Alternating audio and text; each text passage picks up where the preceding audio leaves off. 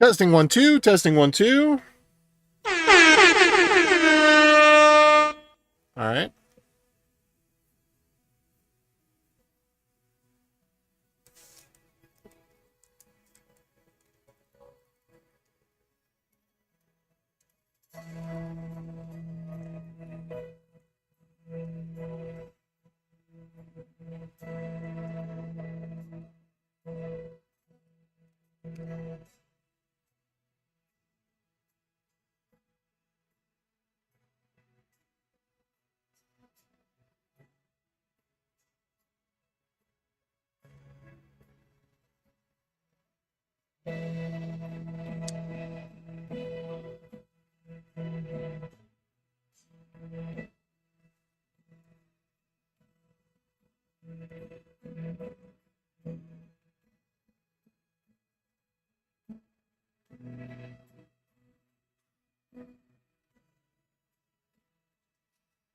Oh.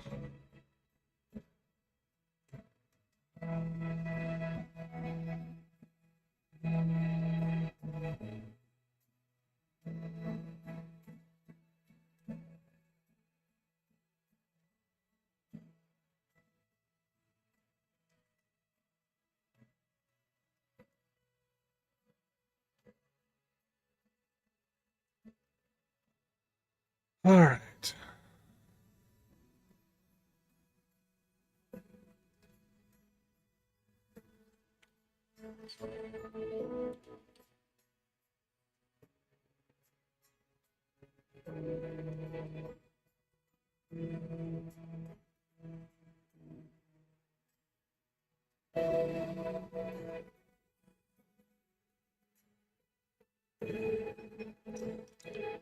Um.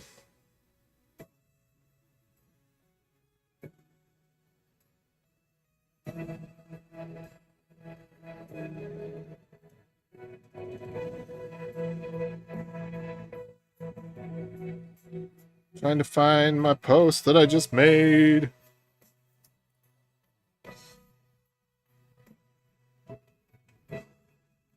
So I can retweet myself. There we go. There we go.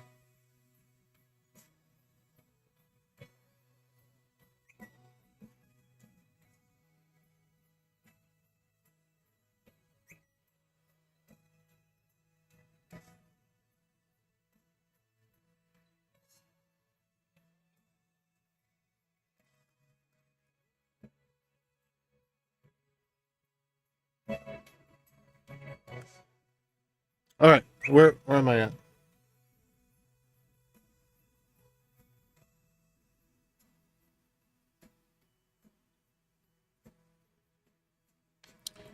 Where was I? I was retweeting the thing. Okay, I retweeted the thing. I published the thing here. All right, we're going live. We're doing it. We're doing it live. Everybody, we're doing it live.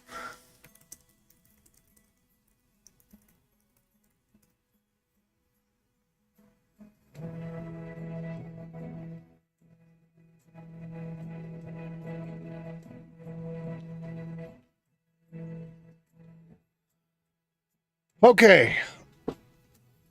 And then what's going on with the, let's see. That's still working just fine.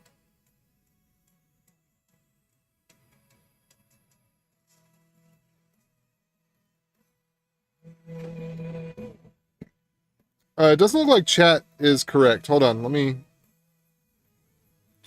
let's take chat away, bring chat back. Okay. Take it away, bring it back. Is it going to reload?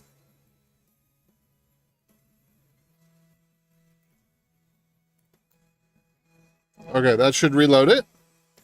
All right, now we're ready to go. Let's do it.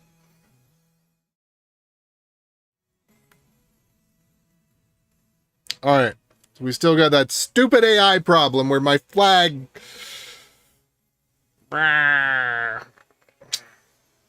I can't stand the AI stuff. I wish I could turn it off. That just bugs me so much that my eyebrow makes the flag change colors. Oh well.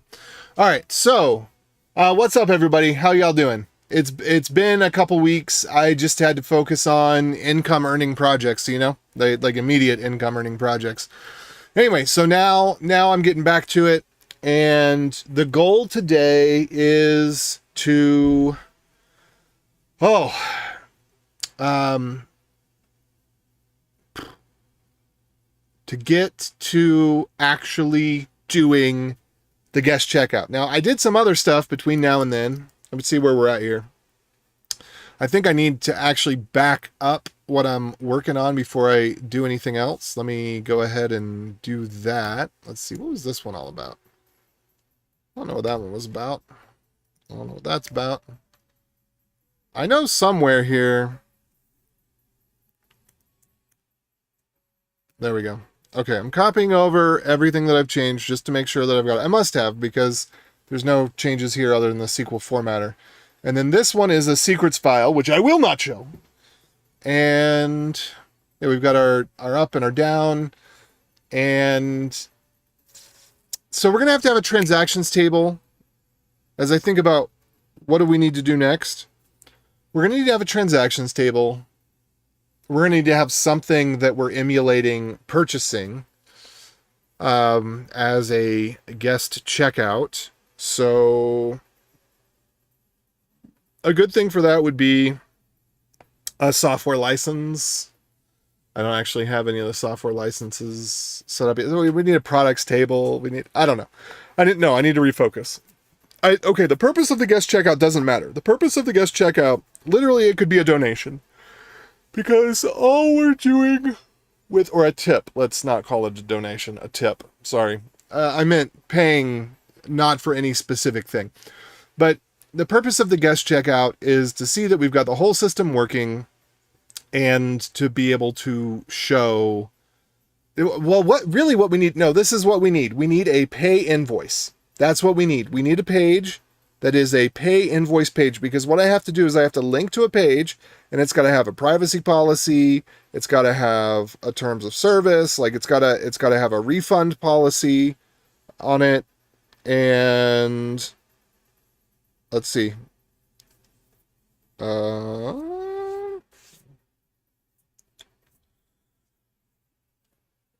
Yeah. But yeah, if we just have a pay an invoice, because that's what I need to have in order to have this go to production. But the first thing that we're actually going to deploy the payments on, that's not what I wanted to do here. Telebit.io. Okay, we're going to add. Oh, weird. We have a donate. Do I have people donate? I have 26 members. I'm making $19 a month. Wow, where does this go? Do I even have access to the bank account that this goes to? Holy, oh man, that's terrible. I should definitely log in there and update my bank account details, because I don't know where that money's going. Because I have not used that in a very long time. I forgot that even existed. Well, my apologies to everybody. Whoop. Let me, sign in on that real quick.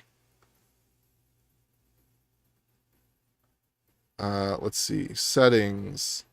Account, membership, more, billing history, payment methods. Let's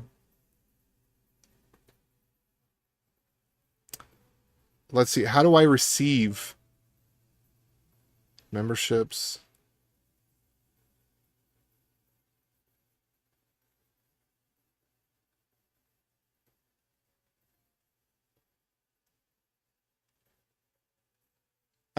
Wait. My account. Oh, my address is wrong on here. Oh my goodness, this address is several years old. Okay, give me a minute while I go update the place where apparently people are paying money that I'm not receiving. Hopefully they've just been holding it. Because, yeah, I'm pretty sure the bank account that goes to is no longer active and hasn't been active for a year or two.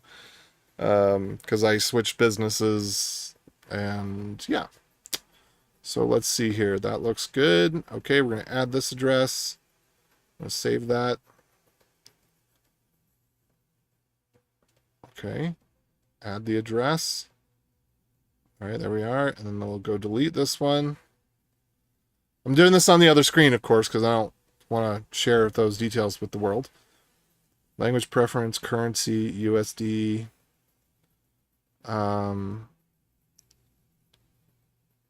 Yeah, I don't actually see how member creator. Oh, creator profile. I have a creator profile. It's separate. We're switching to subscription billing soon.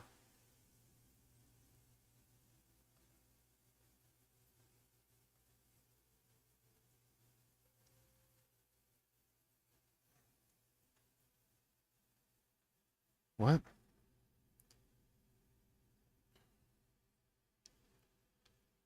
Oh, wow. Oh, sweet day. Oh, that's amazing. Oh, wow. Maybe I should wait until that tip law gets declared. Apparently, I mean, this is actually a decent chunk of change in there. Oh, wow.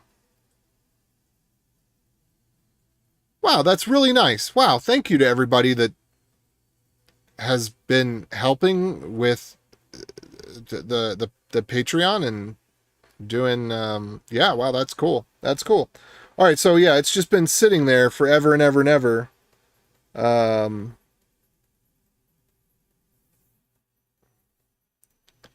Oops. I didn't even realize.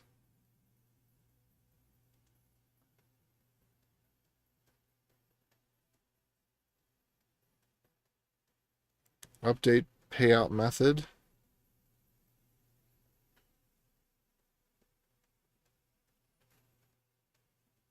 Update bank information. Okay, I'm going to go update that real quick. Sorry for the weird lead in here. Some nice animations. Yeah, so I believe that it was John Shaver who put this together. I'm trying to remember. I mean, it's been so long. Let's see. I think it was John Shaver that put this together. So if you wanted to hire the person who did this, his name is John Shaver.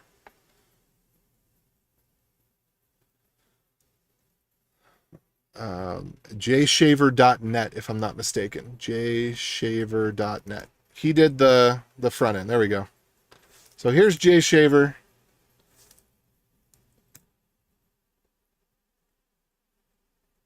Oh, wow. His resume looks so cool.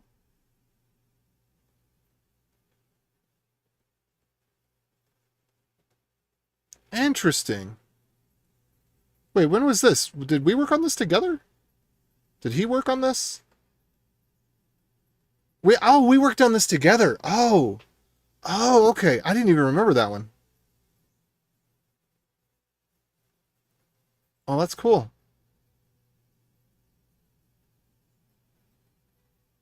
That was a long time ago. Oh, that's cool. I've wanted something like this. That's neat. Anyway, yeah, it's been a long time.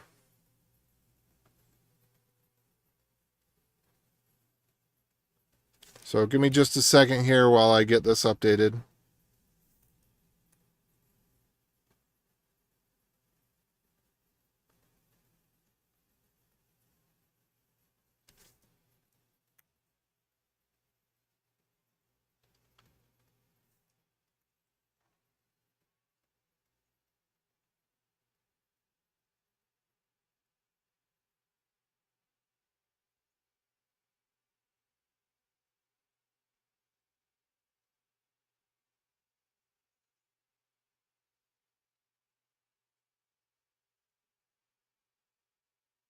All right.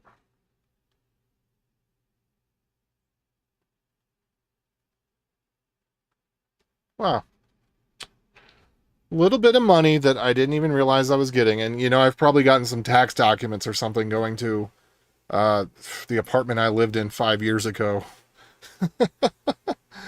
Because the address was way wrong.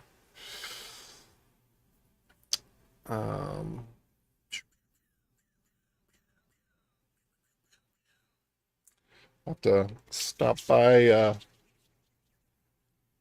ye old Mapleton sometime and, well, no, there's nothing I would do. Nobody would have it.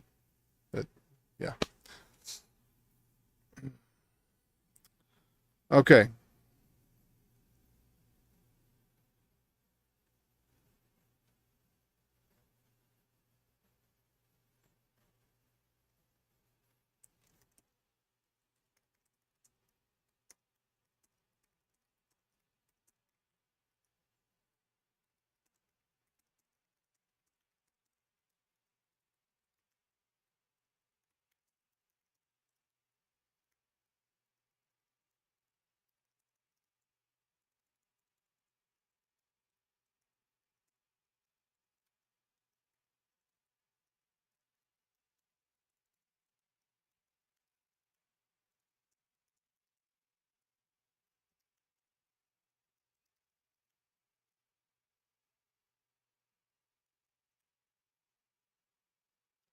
Okay. All right. All right. All right. No drinks. No, we've got a little bit of Mountain Dew left.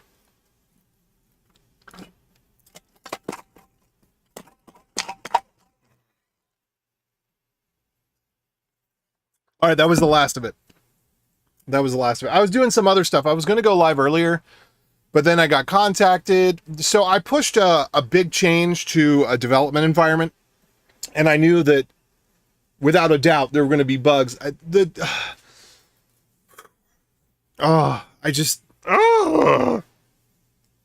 Yeah, it's something where there's no way to test. The entire time it's been built, it's always been, if it fits, it ships. And so there's no way looking at the code to tell if the thing that's, most of the variables throughout the years have just been named E. Every variable is named E. E for element or the current thing, right? So it was so hard. There'd be loops of loops and they'd be named E. And you know, like there's an outer E and an inner E. Oh. Anyway, so I actually got it. I got all the data from the database. I got all the types exported from the database, kind of inspired by this project here. And so that's helped with some things. I was actually able to edit some things for the first time ever and have a reasonable degree of assurance that the type information was correct between functions. I have renamed a lot of the things from E to things like user or document or settings or, you know, whatever it is. And I am trying to get things to be consistent because it was basically, it was really that the way that it was built, it should have been built in PHP. Because the front end didn't do any front endy things. It was very much like PHP, and then anytime that the front end guy wanted a property, then the back end guy would just add it onto whatever object at that moment. And so there's no consistency throughout the API of something being named one way in one place and another way in no place. I shouldn't say there's no consistency, but there's no intentional consistency. You know, there's happenstantial consistency in the sense of, oh, I thought about it the same way this day that I happened to think about it that day. Anyway, it's been it's over the years, like things are finally getting better. Well, I mean, they've been getting better for years, but it's been tough. And anyway, so I pushed a big change that touches many different files in the code. That's actually a functional change. I've pushed lots of changes that were mostly non-functional, like updating error handling. So the only, you know, in theory, the only, of course, you know, it didn't work 100% that way, but in theory, the only thing that would be touched would be the error handling. There's a lot of times where errors were thrown away that seemed like they should have been bubbled up the stack. And anyway, but things are a lot better now, and I was able to get some of the type information using the one of the similar tool to what I've been using here. Well, one of the same tools, the JS doc, the TS to JS doc tool, the same tool there. But yeah, and the change that I'm making is pretty fundamental because we're moving from one email address to at least one email address. so that you can log in, just like with PayPal and many other sites. You can have you have a primary email address that must be verified, but then you're going to have other email addresses. And so anyway, that's a big change. And it turns out I found that there are lots of places in the application where instead of being referenced by user ID, stuff is referenced by email address. And so that's going to create more problems as we move forward. The way I'm mitigating that is searching by any verified email address rather than just searching by the one in the places where I, was able to update. Anyway, so there was a bunch of changes. I knew that there was going to be bugs. I knew that was not going to be easy peasy lemon squeezy. I know there's going to be bugs. It looks like we got most of them out of the way. There's also stuff that's really confusing. I don't like the functional style of programming. I think that it's just overly complicated. You do an imperative loop. Oh no! But then you can tell exactly what the loop's doing. It's like, for this thing, do this, do this, do this, do this. You don't have to read through and be like, wait, okay, so it's mapping this and it's reducing that, and in the map it's called E, and in the reducer it's called E. And then it's concatenating this, and it's like, wait, is this flat map? But it's filtering, and it's nested, and it's like some parts of the nested are flattening, but then some parts of the nested are just dealing with a child object. Just a loop. I mean, it's yes. It in many cases it ends up, well, not always. It ends up being more lines of code, right? But it's so much easier to understand what's going on. Oh. So when a user changes his email, then the references need to be changed. That's a really good question. I will say that no, I don't think that happened. I imagine that if somebody had changed their email and had lost access to some stuff, probably what happened is they probably contacted support, and somebody probably did a manual update in a few database tables. That's my guess, is how that was handled. But there was this other thing that I found a few security vulnerabilities along the way, because as you can imagine, when something's tied to an email address, that does, rather than the user ID, that does open up some opportunities. Okay, for example, take your example. Somebody changes their email address. Well, someone else could sign up then with their email address and then get access to their previous documents. So, that would be more of a targeted attack, but I was able to close some of those up. And, so some of the bugs that came up were, well, one of them was I changed an error message from being not found to being unverified contact. And obviously, I forgot to communicate that, because we had a bunch of very, very generic error messages in the beginning. And I made an errors file with all of the errors enumerated, and then I'd gone through it, I'd changed certain things. But a lot of times it was, okay, well, let's change that next week, and then next week never happens. And so there was a number of generic errors that as I was doing this change, I was like, oh yeah, I had a little to do. Like, this should be user not found rather than just unauthorized. Like, what is the specific reason? And so there was a number of places where I went and used the more specific error messages, and the front end does not have, this is the problem. This is the biggest problem, I think, with modern frameworks. None of them use modern JavaScript. None of them, not a one of them. None of the ones that are popular, none of the ones that I've ever seen any demo of in any capacity. None of them have error handling. And so every single place there's an error, you have to, and that's why you see these big, like every single function's covered in a try catch, because there's no error bus. And there's no top level error handling. There's not like, okay, well, if an error happens in this route, the error bubbles up to the error handler route, Yeah, no catch-all. So I am going to propose shortly, but the thing is, it's going to be terrible. It's going to be so bad. if we turn on global level error handling, because the front end is the same way, right? There's so many places where an error occurs, but it's an error we don't care about. Or rather, it's an error it's mitigated. For example, there's a bunch of places where it optimistically, so you can either get a resource as a guest or as a logged in user that has guest access to the thing, or as a logged in user that's an owner, right? So, it's the normal thing, the unlisted, the members, the owner, right?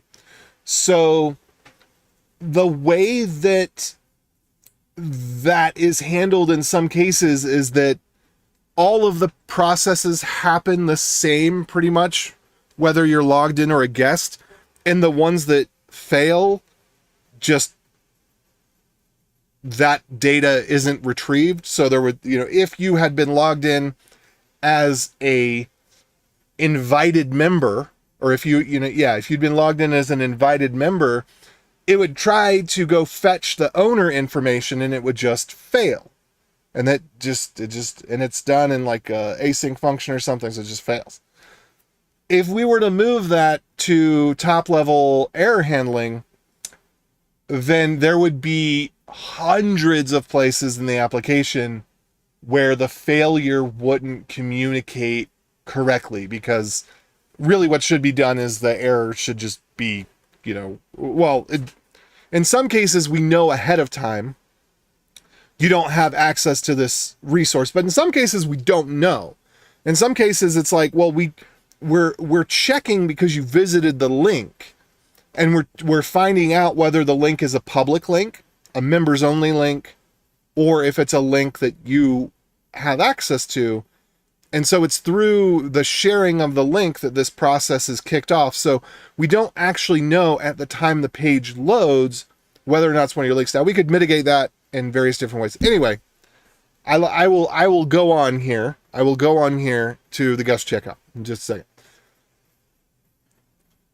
Yeah, if you don't catch the errors visible in the browser console, yeah, so the console is just riddled with errors, but a lot of them are things that we could just check and appropriately correct.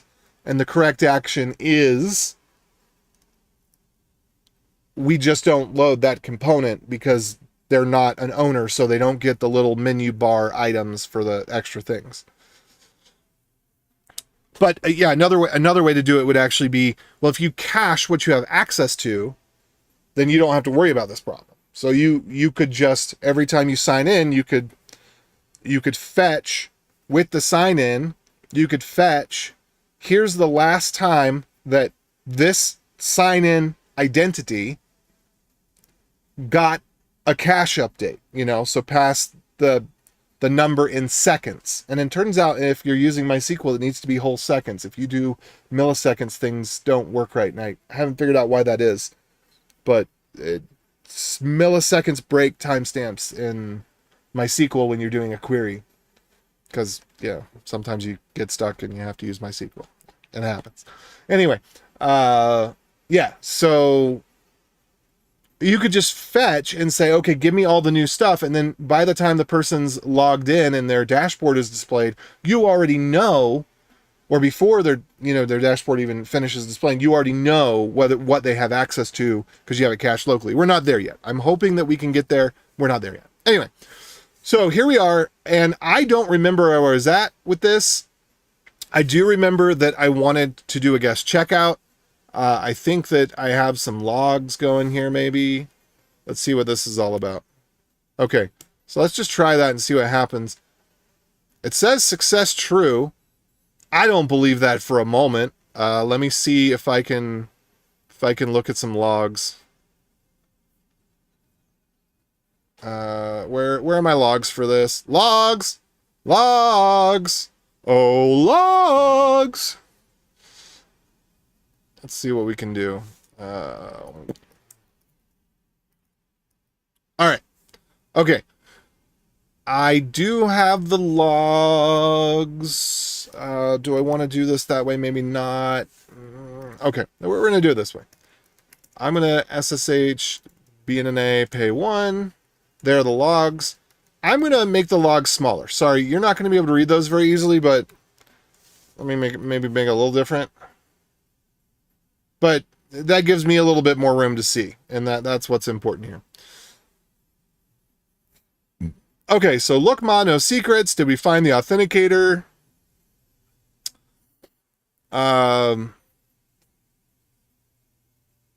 Okay, so one thing I need to do is I actually need the postal code to be... I need this to be a separate part of the postal code. I'm going to go look if we've got a JSON schema for that or something. I'm pretty sure we do. Because here's the thing. The postal code is a public value. This is something you really, really should know. Postal code, it's fine for that to be a public value, but it is not okay for the last 4 to be a public value, because this is literally the building. So the last 4 digits of a zip code designate the building, which in many cases means it designates your address. Because in some cases it does break down to digits within the building. So for example, there is a special area code for the post office that is outside of the normal area code designation for the city. And the last 4 digits are the specific post office box. So the postal code is a highly, highly personal identifier. I don't know why, it seems like my bookmark should come up. I have a bookmark. Why is my bookmark not up? Why does my bookmark not come up? Okay, so we need this one. And this one is going to give us standard claims, and there's address claims, and I don't think that they specify zip code or postal code component. Yeah, I don't think they specify, but I think that JSON schema does, and we need to distinguish between that as a matter of security, because we should not be showing the full zip code because that is dangerous. So, yeah. And I'm just worried about the United States right now. We're going to worry about the other stuff later. So what am I looking up? JSON schema address. I'm pretty sure schema.org, postal address, microdata, JSON LD, postal code. Do we have something for an extended? Let's ask Jippity. Jippity's been doing really bad lately. It'd been doing really great for me, and then it started doing stupid again. I don't know. I guess it's kind of random, but it seems like it's consistently random throughout a particular day. Maybe they launched a new, what model, submodel are we on right now? Okay, zip code.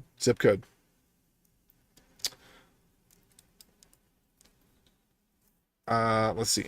I know that both OIDC and schema.org specify postal code.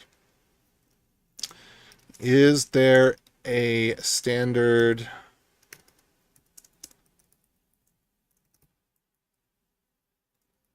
for the extended postal code?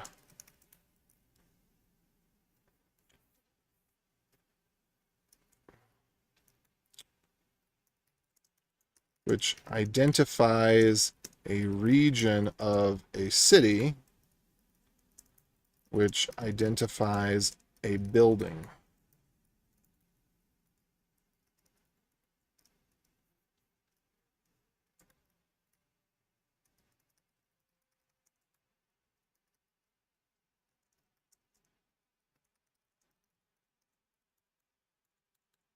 I don't know why I'm giving it that extra context.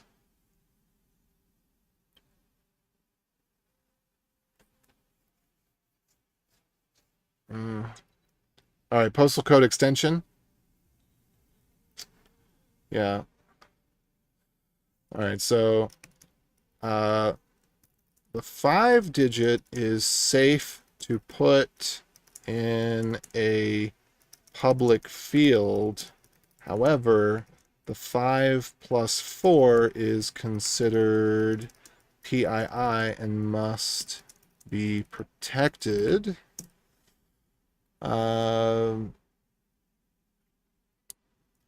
What standard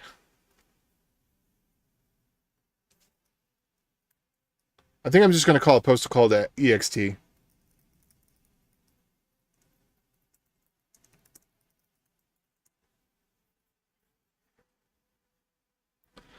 A no universally. Okay.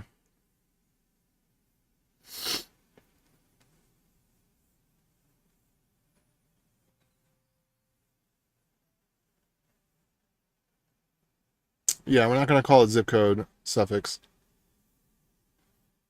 Yeah, that's what we're going to do. We're going to do that. Okay.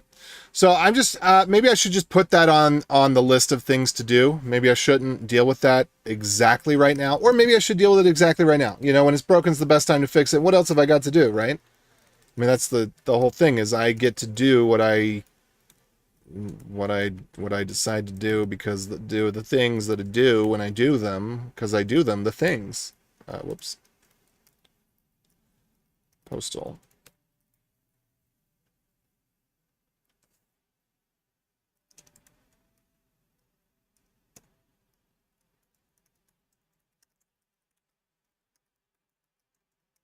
Let's just up these to 20.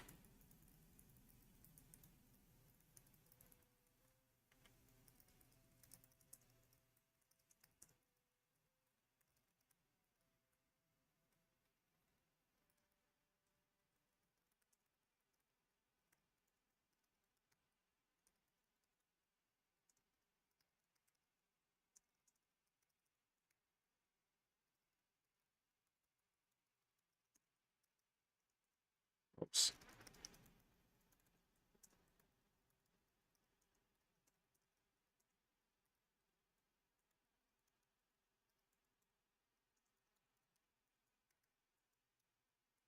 I'm just going to put that there. All right, so we'll call it ext, and we're going to need this one to be actually, this is going to be byte A, and this one can be null. That one's fine to be null because we may or we may not know that.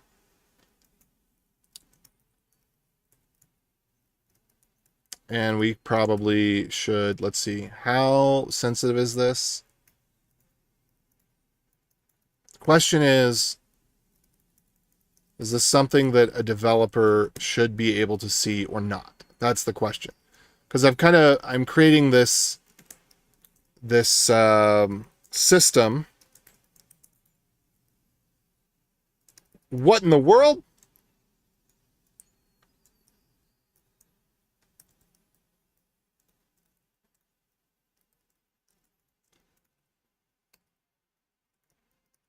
Okay, what did I do wrong here? This one? All right. So there are certain values that are, like there's high PII and there's low PII. And I would say that zip code is I don't know. I don't know what it should be. I guess the question is this. The question is, should a developer be able to see that information? Because that's going to identify the address of the human. I don't know, I said of the human. That's kind of whatever. Anyway, so we got address ID.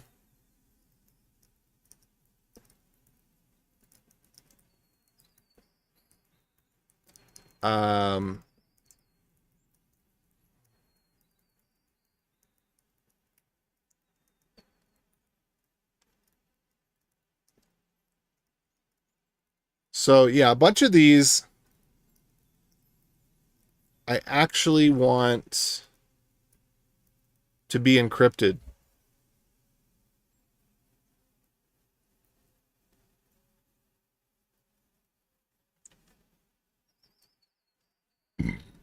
I'm not going to worry about that right now. I'm not going to worry about it. I'm going to put that in there. We're not going to worry about it right now. Other than that, I'm just going to put that in there. We're going to leave that as that. And we're going to move on. Because I don't want to go down that rabbit hole right now. Okay. So, I use Amazon Q and they have a good VS Code plugin that reads your code. That sounds, is that not standard these days? Uh, can be null means optional.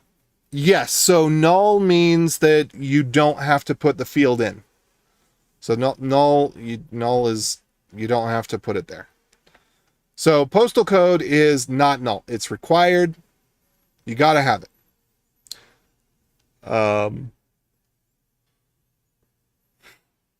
But everything else, like basically, if we're whatever information we store about a person, we have to have the postal code. Like none of this other information is useful without the postal code. The postal code is the part that gets verified with the credit card. So that we need to have there. We don't necessarily have to have the postal code extended, but sometimes it's nice to have. If you're going to mail anything, it's really nice to have the extended postal code. Because like I said, it identifies the exact building, often the exact mailbox that something is to be delivered to. And so what that means is that if you have a typo somewhere else in the address, they can use the last 4 digits to say, yeah, it's exactly this, guaranteed. All right, Jimmy Chung, what the letter L are you saying, man? Those are just a bunch of characters on the screen. What am I supposed to get from that? I don't know what that means. You're going to give me double vision, man. Come on. Okay, so we're looking here. So that's one thing I want to clean up. And then what happens if I do this again? There was some level of idempotency that I was going for. Okay, looks like it works. Cool. That's neat. So we need to handle the case where this is going to be right in... Is it going to be right in here, or is it going to be in lib routes? I think it's in lib routes. All right, so we're skipping into the routes, multiple accounts, da da da da da da da da da da da da da.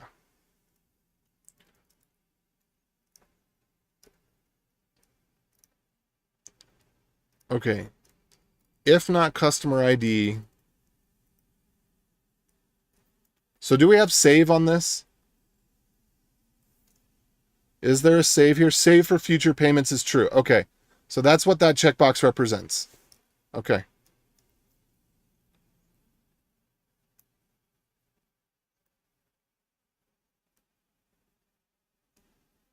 So how is it getting to the success? That's my question.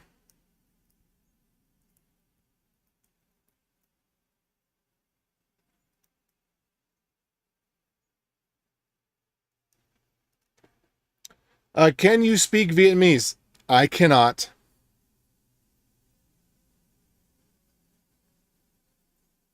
Do I look Vietnamese? Do I have kind of that, like the bone structure or something? It's probably because my hair's a little weird, huh?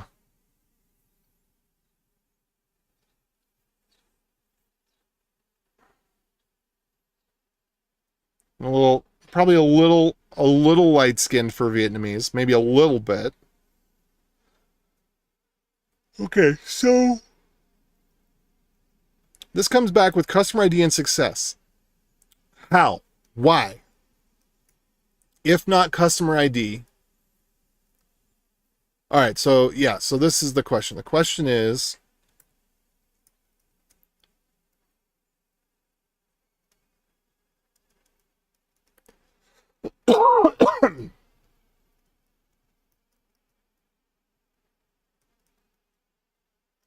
all right, go to school. Have a good one.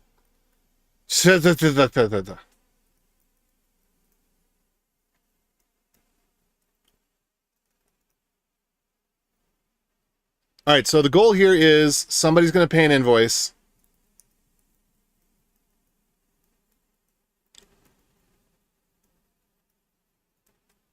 Actually, there is something that we need to figure out here. All right, cards register. So I need to go to the Fluid Pay API, and we need to see what we got to do here. And I'm going to have to make this one smaller so that the sidebar shows up, or I'm going to have to temporarily edit the page. I'm not using Stripe. I'm using Fluid Pay. But if I were using Stripe, I'd still want to do this because what I'm creating a payment gateway proxy, which means that I am going to receive the credit card and the PII of the customer, but I'm not storing the credit card. I'm passing it through to the payment gateway. So I'm building a payment gateway proxy. And one of the problems with Stripe, as you hopefully know by now, is two main things. One, they are very sensitive to Twitter. If anybody on Twitter attacks a business, Stripe will just shut them down. Basically, no questions asked. It's just like, oh, it's something insensitive's happening. Oh, let's shut down their whole business. Let's make it a 6-month investigation. Stop their cash flow. And then the other thing is that, well, they just do that anyway for no reason at all. So they really pander to idiots online, and they don't have they have no. The problem is you do not have a customer relationship with Stripe. Visa has a customer relationship with Stripe. You do not have a customer relationship with Stripe. There's no one for you to call. There's no support. It's, good luck. So I don't want to use Stripe, but regardless, if I were using Stripe, I would not want anyone to know that I'm using Stripe. So I would want it to all funnel through my domain. And yeah, that's the way that I'd want it to work. I wouldn't want people to know I'm using Stripe because I don't want somebody on Twitter disagreeing with something that I say, because I've got a brain and I don't just repeat, anything someone with blue hair tells me. So, if I have any degree of success, I will be hated. I will probably have to move because I've already found out that there was, I have not had any prank calls in a while, and there is no evidence that I have that anyone knows my address. However, I have made a few mistakes by which, although my address has never been posted online, there might be a way that somebody could still find it out. So if I actually gain any popularity, I would unfortunately probably have to move. Because people are evil. A lot of them. Anyway, but yeah, I don't want people knowing my address. I don't want them knowing what payment provider I'm using. So using Fluid Pay, I'm telling you, I'm using Fluid Pay. Well, Fluid Pay, that doesn't tell you anything. There's hundreds of providers that are using Fluid Pay, if not thousands. I don't know how many there are.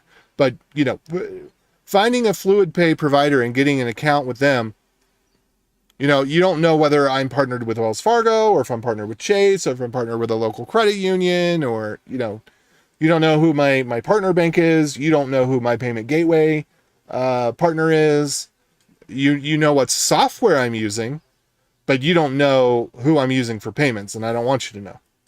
So that's the reason for the payment gateway proxy, is everything's going to go through my domain and our domain for BNNA, and no one is going to be able to tell specifically who we use for processing based on the requests going back and forth from the API. So, hello. Hey, everybody. How's it going? All right. So, yeah, customer ID. Why was I checking customer ID? I got to go back through this a little bit because it's been a couple weeks. And I got to remember some things that I've forgotten. So let's go back all the way up to the top. Let's just read it all the way down one time. Oh my goodness, this function is way longer than I like my functions to be. Way longer. Holy moly, is this really it? Oh, okay, there was something else there. That's the finger. All right, this is it right here. So this is where it starts. Okay. And we go through here. Oh, wait. Hold on. I just realized that the music's not coming through. Hold on a second. We're going to do the music.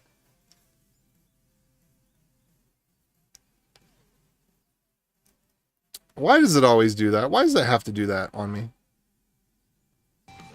There we go. Showing my private conversation in the other window. Just pick something random by default. I don't like that. Oh well. Okay. Thankfully I didn't dox myself.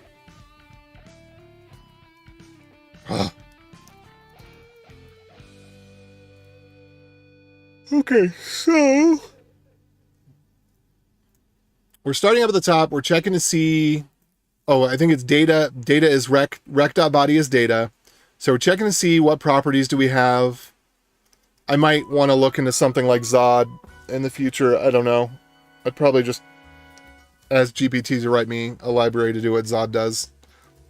I actually don't want to have any external dependencies. I want ultimately the only thing that I want us to use is what's in our own organization. Ultimate, not invented here. Max, not invented here. There are a few, like anything trivial, I'm not going to bring in a dependency for anything trivial. I'm not doing it. We'll publish our own. I'm not doing the left pad thing. Out of principle, and there are some technical advantages, but I'm not doing that. There are some things that are too big to build on our own right now. Well, yeah, we'd have to cut some corners that I don't want to cut yet. I do have an express alternative that I've been working on called Eggs Press. Eggs Press. But I don't know where it is, and I'd start over from scratch probably. I would like to find it because there was some stuff I would reuse from it, but I wouldn't write it the same way now. Most people are not evil. We all have a little bit of evil in us. And when there's a lot of people, there's enough people with evil inclinations that they feed on each other. So it's not people are evil or people are good. People are people. But en masse, as the number of people grows, their ability to deny their good parts and inflame their bad parts grows. The other thing can happen too, like with a natural disaster, but I'm an inflammatory person. I say inflammatory things. I'm a dangerous wrong thinker. I'm an equal opportunity offender. I gotta watch my back. Okay, so... Alright, so we're looking for those things. We're saying, alright, if the keys are missing, whatever. Now I'm saying any by credit card, data.fingerprint. Did not generate fingerprint from pan. Alright, so this is the encrypted value, if I'm not mistaken. So yeah, if we were to log that right there, what we would find is the encrypted value. So we're going to get a fingerprint, and we're going to look up the credit card by the fingerprint. We're going to look it up as an encrypted value. Full auth list by customer, auth C list by customer ID. Okay.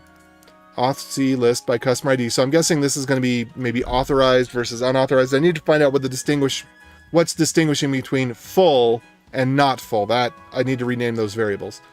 And then auth C by type. So that's going to be by email or phone or credit card or whatever. Okay. So primary card holder, customer. Wait.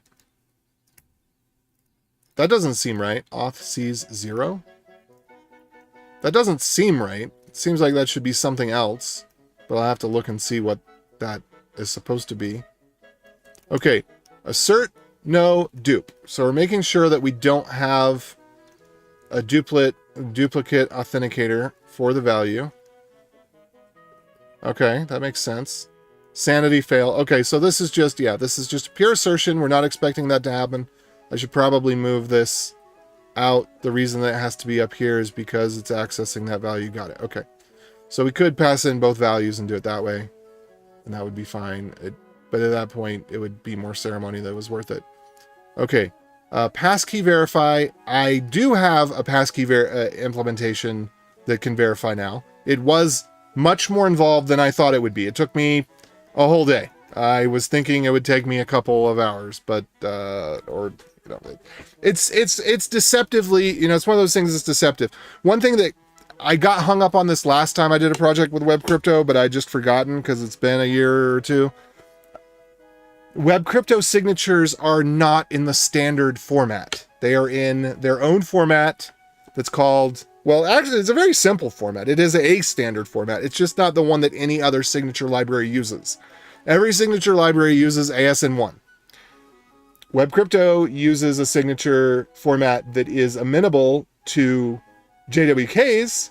That's very simple, and the RNS values split evenly down the middle, but it uses different padding, because they both use padding, but they pad differently under different circumstances. Yeah, so anyway, that was annoying. All right, so if we have multiple authenticators, it's because a card can be used by multiple accounts. That makes sense. Okay. And then there's a bunch of stuff. And this makes sense because when you think about it, when you have a business and you have, you share a credit card among people, but only the person who is the owner of the credit card can actually use it, can use it in particular ways.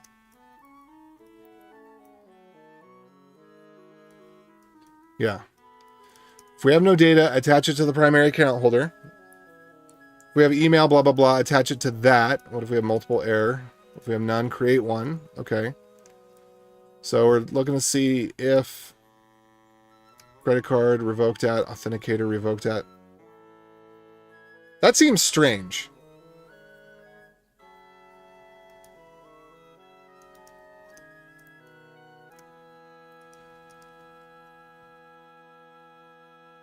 That doesn't look right to me.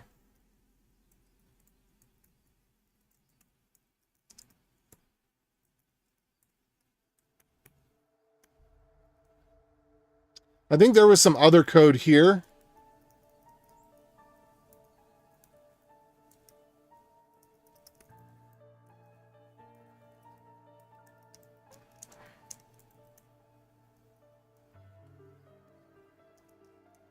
Oh, right. Okay. Yeah, I think I know what this was supposed to be. So that's supposed to be that. And then do we have the credit card? Did we actually grab the credit card yet? We have not grabbed the credit card object. So what we need to do... Oh. Okay, let me go look at this. Let me go look at this. Any by credit card. All right, let me go look at this, because I think it's the SQL query is different than what I was thinking. So it's going to be under queries. That's going to be under, I'm not sure if that's under, I think it's under customers, because we're getting any customer by credit card. So I've got a wrong variable name here.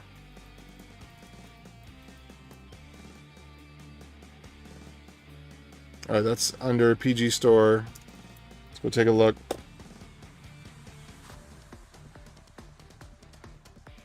Hey, what's up? Guillaume? All right.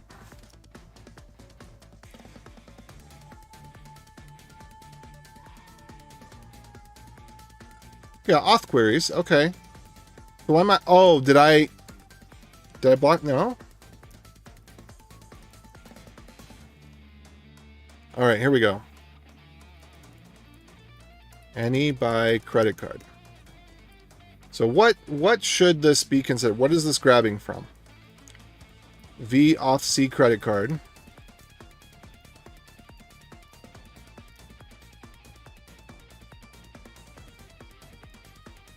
Okay, I don't actually like calling this auth C then, because this is a little bit different.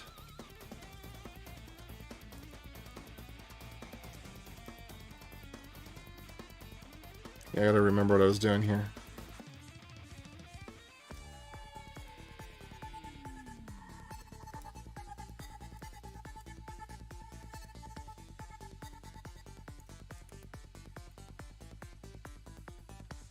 Alright, I'm gonna go back to what I was looking at before. Alright, full list, card holder, cert no dupe, All right. So did we find the authenticators?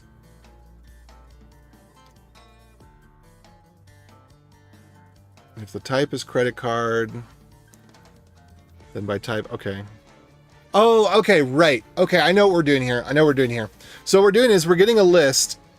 So we're saying, okay, we're going to look up the user by the credit card and return back the authenticators of that user through the credit card relationship. So what email addresses are associated with this credit card? What phone numbers are associated with this credit card? So basically, like I said, so Tammy and Billy can both have the credit card. When we get the credit card, we're going to look up, do we have, what email addresses belong to this credit card? And is the email that's being supplied one that matches an account? That way, when Tammy submits pays for something from the marketing and Billy pays for something from, engineering, then they go to the correct account,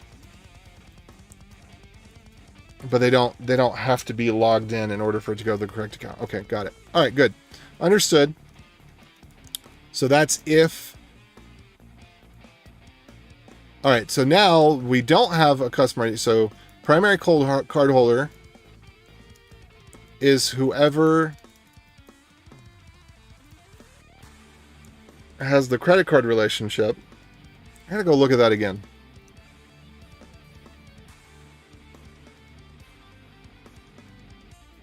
Oh, because we're looking it up in the credit cards table.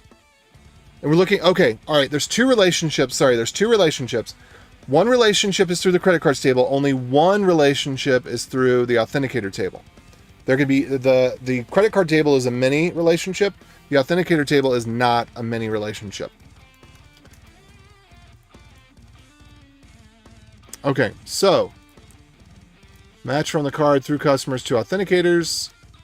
Yep, got it. So, do we find a customer ID?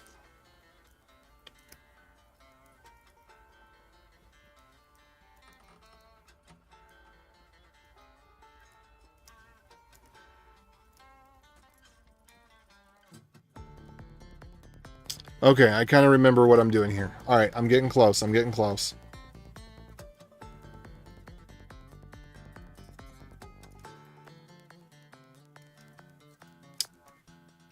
All right, so cards register.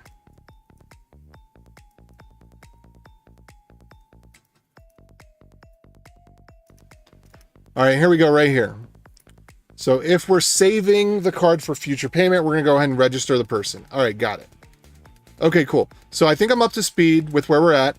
So let's go ahead and take all of the tables down, bring all the tables back up, and then we're going to run the script to insert in. Let's see. I think one of my problems is I didn't make this one. Yeah, pay gateway add. So that we should make this.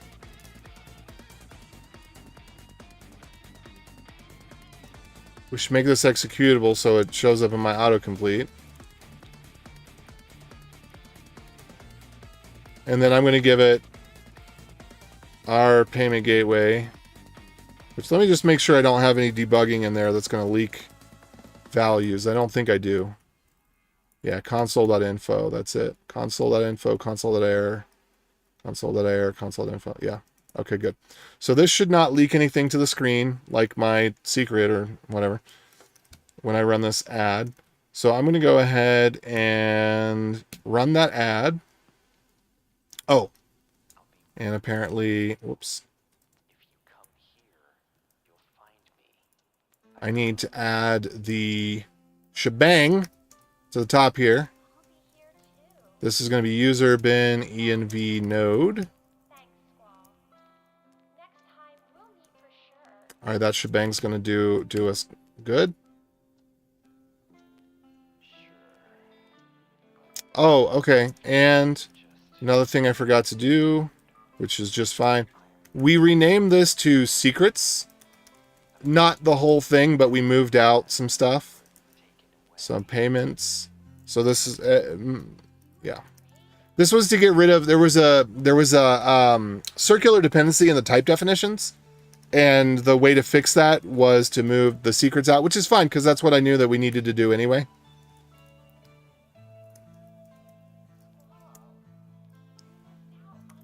Oh, and then, of course, I can't just rename it to secrets. I actually have to point it at the right thing.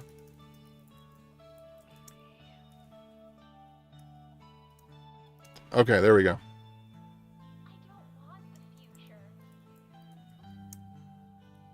Okay, cool. So, there's the ID for my actual provider. And now this is the thing that I wanted to show. So, part of what I'm doing here is kind of silly because am I really going to be developing a production credit card database on live stream? Am I that ballsy? I don't know. Maybe I am. So if we take a look at the tables here, actually I'm going to do X for this. Turn that off. There we go. So we take a look at the tables here.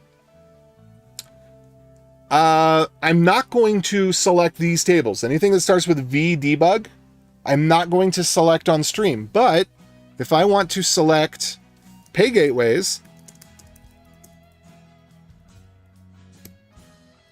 Oh, this one I do need to have the X on there. Okay, so here you go. There's the ID of my pay gateway. That's my URL. That's my API key. That's my API secret. And this is which payment provider I'm using. So if I were using Stripe, you know, let's say I'm lying to you.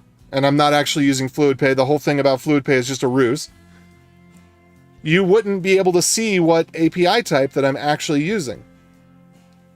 Because these values, all of these values are encrypted. You can't see what URL I'm contacting. You can't see which sub-provider of FluidPay I'm using. You know? So all of those values are encrypted. Now, if I were to select, which I will never do on stream, but if I were to select from the debug gateways, let me go back to this one again, gateways. So you'll notice that this one, API secret, has a $sign in front. These ones have a $sign behind. The reason I've done that is these ones, I actually, if I select from the debug gateways view, then, you know, so let me do this. I'll do select API type from v debug gateways where ID equals. Okay. So you can see comes back as FluidPay. And in fact, I'd prefer to show that this way. Not that it much matters. We could make it a little bit better. We could select ID, API type, created at, let's say. Boom. All right. So there we are.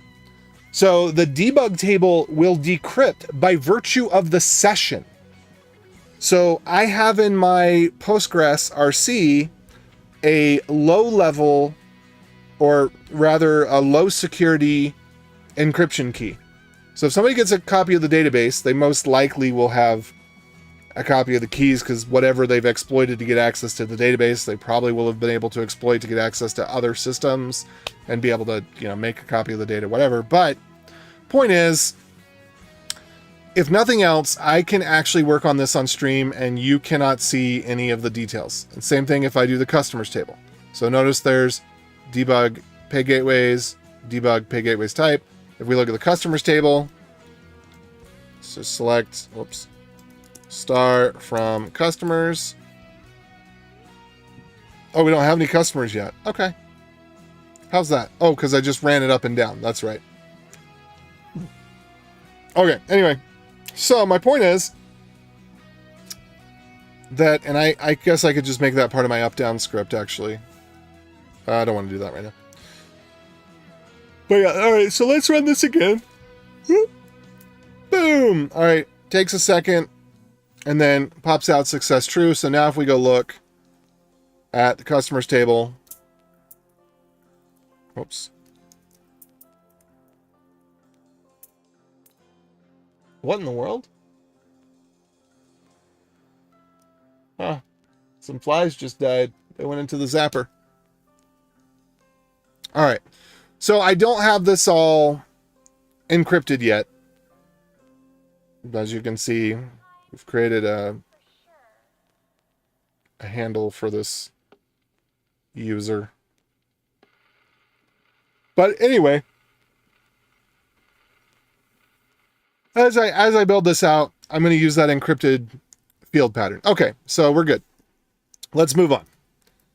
I need to get back to this. I need to work on this a bit today and maybe tomorrow as well, just so I get some momentum. Because anytime I come back to a project, you know, the first hour is just wasted on, okay, I'm getting reacquainted with the project. Where was I at? Where did I leave it off?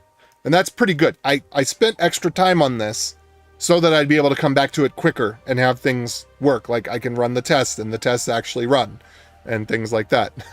So that was, I don't always give myself that treatment, but since I know this is a project that I will hate it if I lose my progress on it, I'm spending less time on the project and more time maintaining it because I just don't, like, I'm never going to get whatever it is I'm intending to do. I'm never going to get it done in that sit down. So I got to make sure I can come back to it.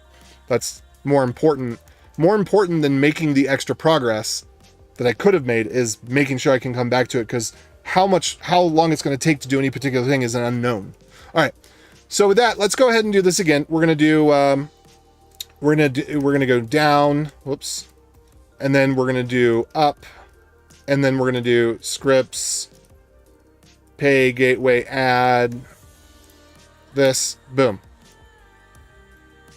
All right, so there we are. Now this time I'm going to run this again, but we're going to get rid of the save for future payments. And that's what we're going to get done. Is we're not going to save this for future payments. I do want to get rid of that postal code eventually, but what we need to have is a transactions table. Okay. So, and you know, errors like this, you know, that obviously the support rep should be templated out in the error, in the error message. But what was I going to go? Oh, over here. To do guest checkout now. Yes. We're here. We've arrived. All right. So, yeah, let's take a look at that. Let's take a look at what does a guest checkout look like where we're not saving anybody in the customer vault. We're just doing the straight checkout. I think I have that, but this becomes a one shot, I think. And I don't think I actually have the API for the one shot actually done. So I'm not sure. I would like to have it be a two-phase process of auth and capture, but in this case, if it's a pure guest checkout, it doesn't need to be.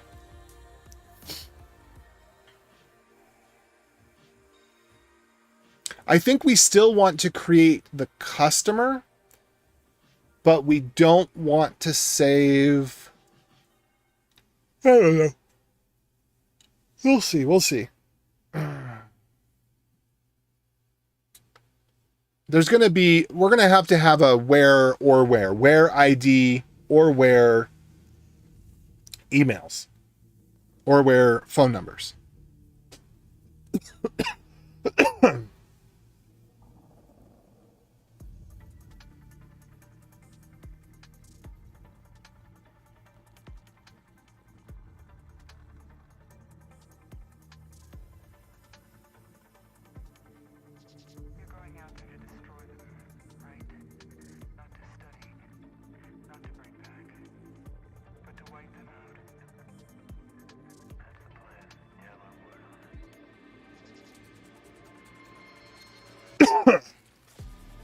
Okay. So, idempotency key, we definitely want one of those. Idempotency key has to be on the front end, by the way. If you don't know.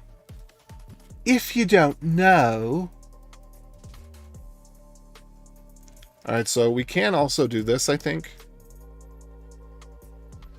Yeah, okay, good. If you didn't know, how's the Hermione? How How does the Hermione do it? Did you know? You've got a little something on your nose. Did you know? I think that's how she does it. So what we're going to have here is going to be item potency key 1, 2, 3. Best item potency key in the universe. No one's ever come up with an item potency key like this before. Hey, how's it going, everybody? I see lots of people are tuning in. I think I'm happy to have you. It's nice to not be alone. So feel free to drop in and say hello. Oh, cheap viewers, that's the best. Let me click that. Oh, crap. My finger slipped, and I got the block list button instead of clicking the link. Darn. Hopefully, oh, he won't be able to come back. I'm never going to get that link again. How will I get cheap viewers? How am I ever going to do it? Okay, so we're going to have an item potency key, and let's see what restrictions. Default time is 5 minutes. So the item potency key must be a UUID here. Okay. All right. So that's good to know. I've got my good friend UUID V7 right here. Ready and willing.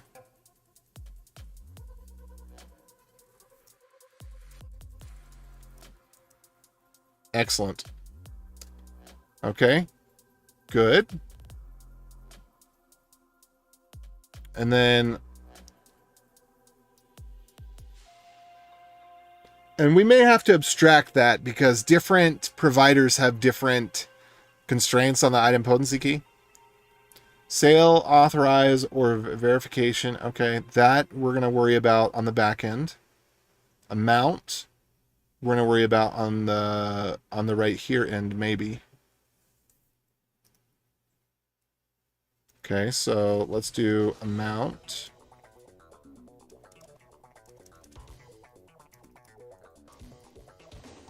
And this is going to be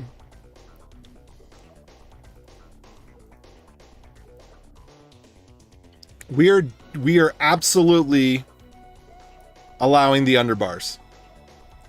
100% our amount allows underbars. Okay. What else? Base amount. Okay, so this is total amount.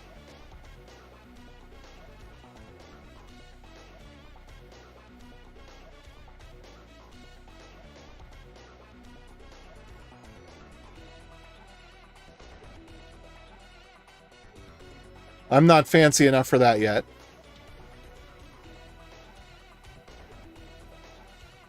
Okay, so tax exempt is going to be false. Tax amount, shipping amount, order ID. Oh, and I did make a note on this. There's order ID and PO number. Order ID is our internal system, so our transactions table is going to have order ID. Should we call it I don't really want to call it transactions because that can mean so many things.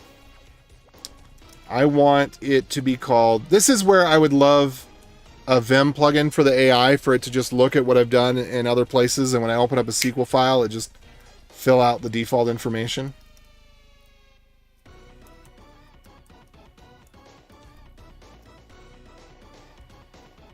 Oh, that's interesting. I don't know why that has a doubly do there.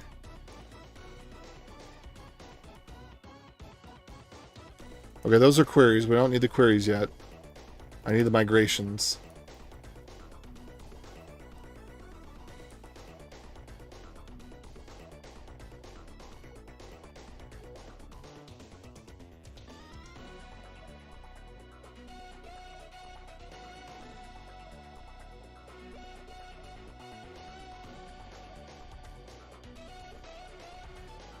All right, let's go in here. Seems like the place we should probably have this.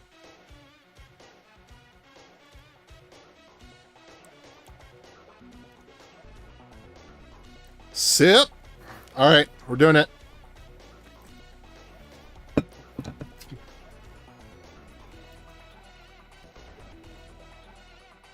Are you remember me? GPT, how could I not remember you? Of course I remember you, GPT. Oh, right. I remember what I was doing here. So I purposely, rather than going alphabetically, I purposely put customers at the top. What's up, Honene? Your DJing services are recorded.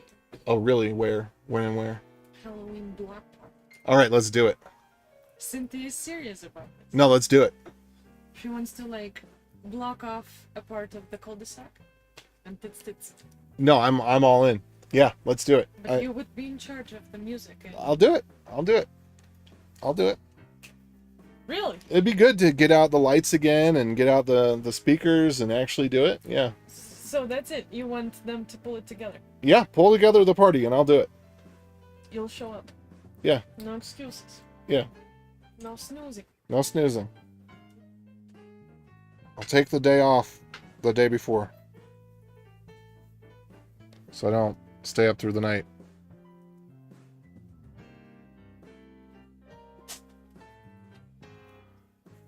Okay, so I'm not going to translate stuff, GPT.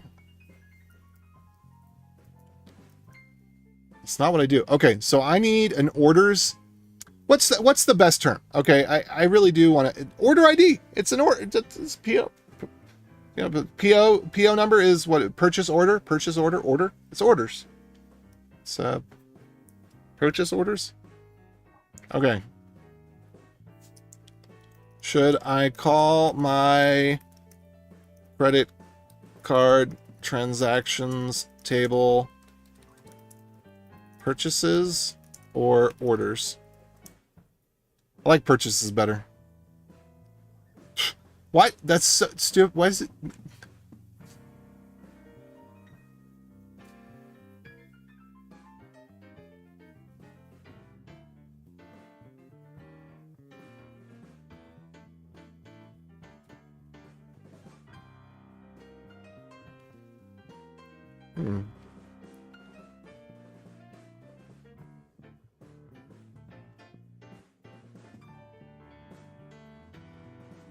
You know, we're gonna go with orders, and here's why.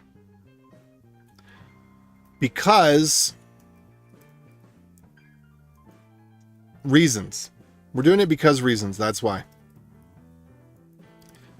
We're doing orders because we need to create our order values before we send them out.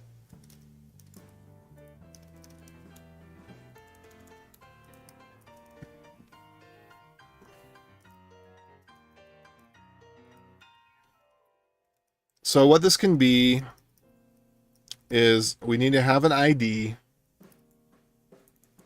Let's see if it has any restrictions on orders. Probably needs to be a pretty short ID in practice.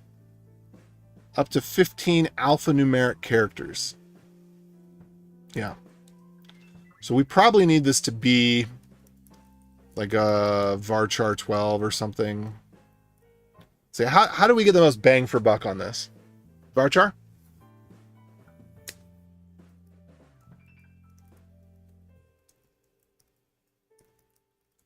Because we want wide compatibility with existing systems. I have to go look and see what else is out there.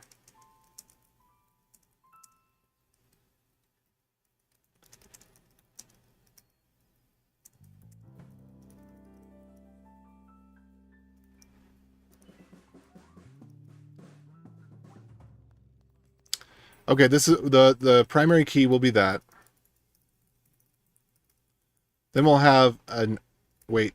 Did I not change the name of this? Did I not? Oh, okay, I just changed the name of there. I didn't change the name over here. Create table if not exist orders. Yeah, I am married. I got the ring-a-ling. I have kiddos.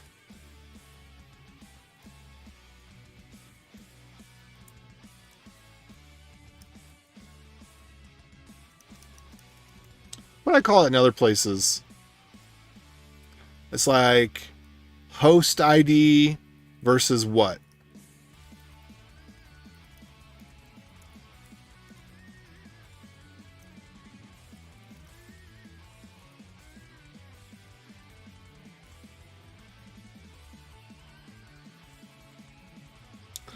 say varchar 36.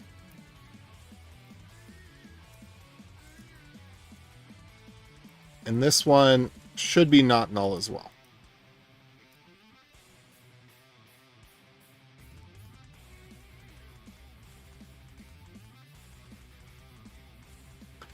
So this is our internal ID.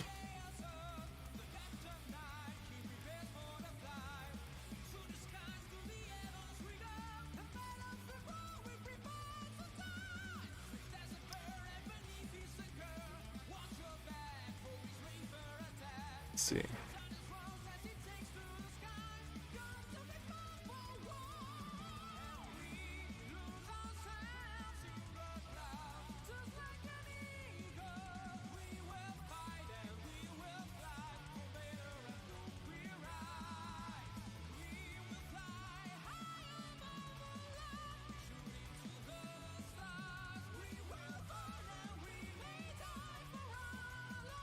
Hold on.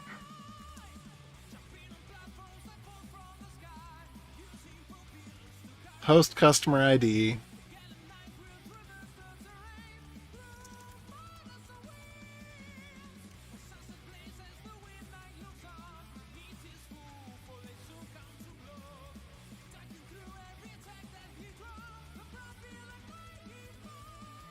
Pay gateway. Okay, we're going to call it pay gateway ID.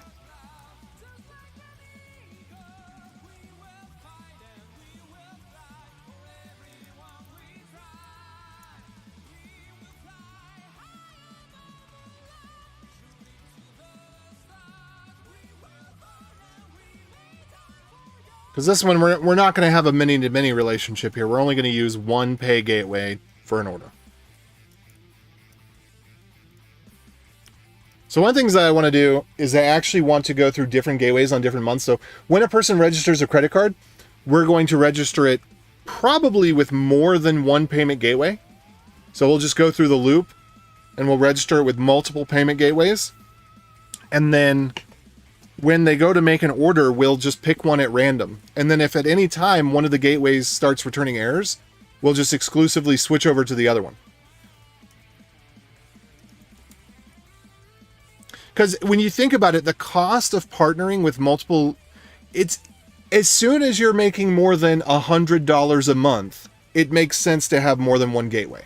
I think that that is actually incredibly practical. That you should not have one payment gateway. You should be able to, but the problem there is that, again, you got to push all the software back on your end. You have to have the charts and the graphs and, you know, be able to see the payments and everything. But I don't think the pay gateway ID is going to give much in the way of information away. Well, maybe it will. So I'm not sure if we need to encrypt that one or not. This ID, we definitely don't. All right, so order, we got PO number, and I think that this is pretty well established. Okay, so we are going to have customer ID. Let's leave that. We're going to have customer ID, but this one is going to be nullable. And then we're going to have an address. Or maybe we just do email.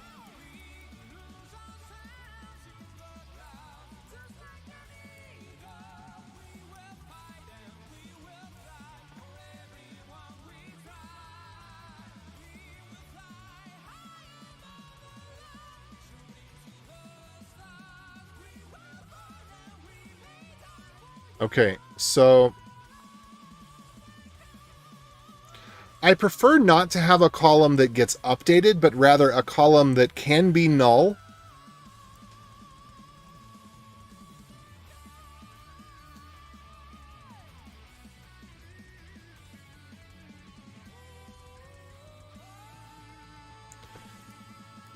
That signals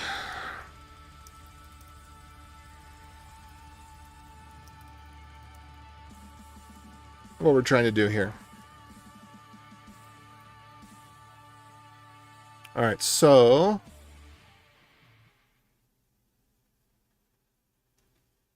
yeah.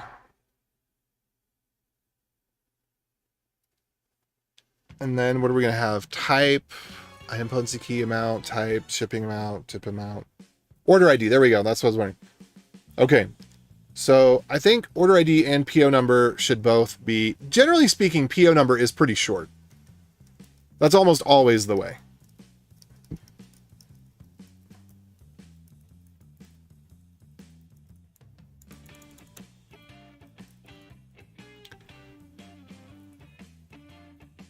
All right, so order ID cannot be null. Yeah, that makes sense.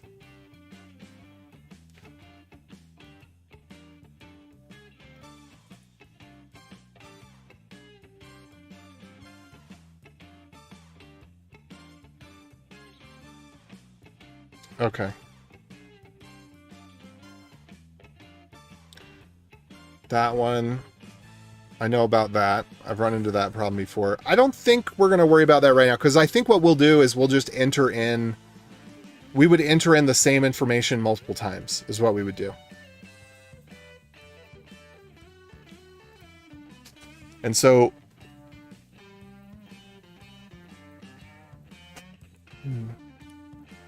we might need a sub-merchant or something. Okay, IP address.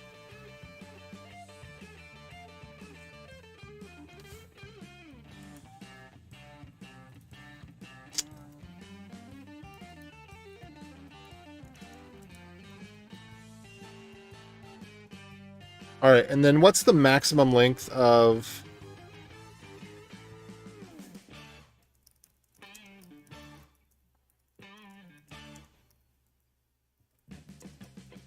We probably don't need to worry about that. 39 characters. Okay. How about for an IPv4 address? What in the world is going on? Hey, hey. Focus, focus. Hey. Yeah, thank you. Don't do me dirty like that. What's the camera thinking?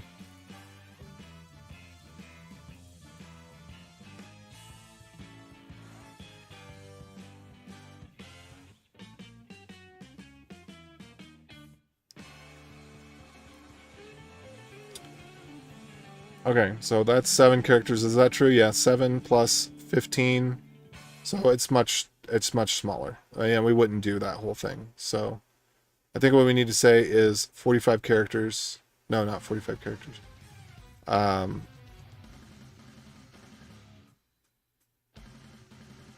39 characters, okay.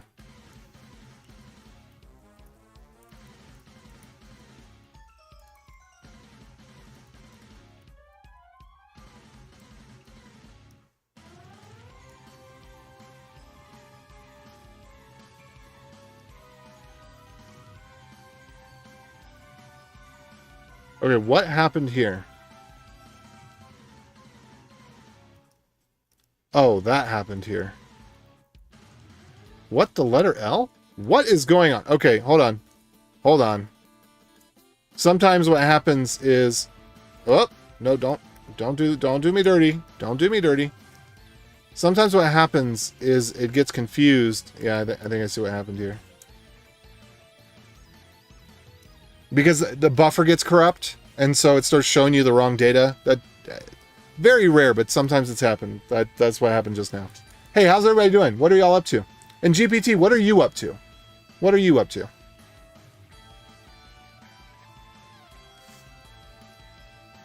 All right, so we'll do IP address.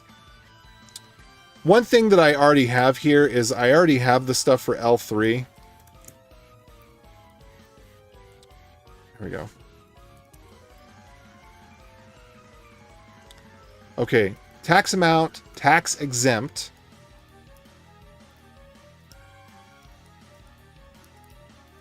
Summary commodity code, ship from postal code, postal code. So these are things that we need to make sure that we always include.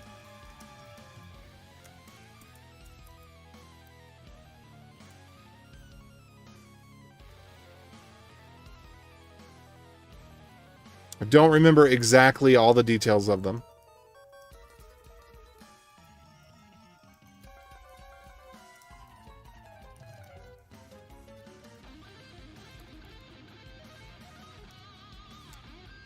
And this would be a big int. Tax amount, tax exempt.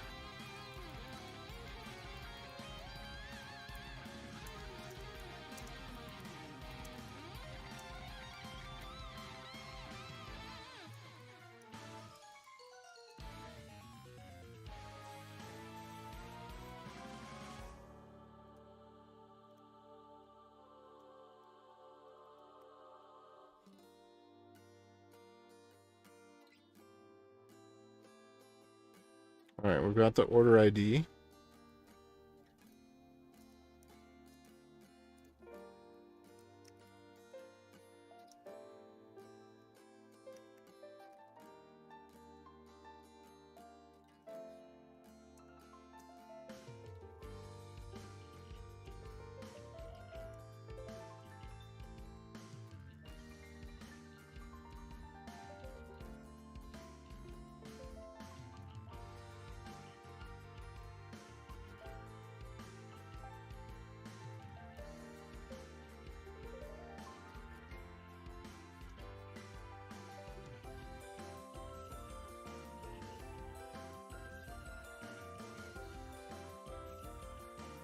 I'd say we just give them a PO number if they don't declare one.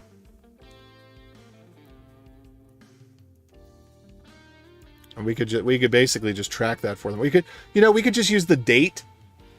Here's an idea I like. Could we do? Okay, I'm gonna ask Jippity.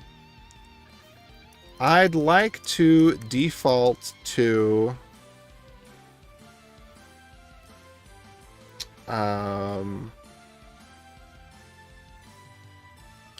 I have a string field in Postgres that I would like to default to. Let me go over here.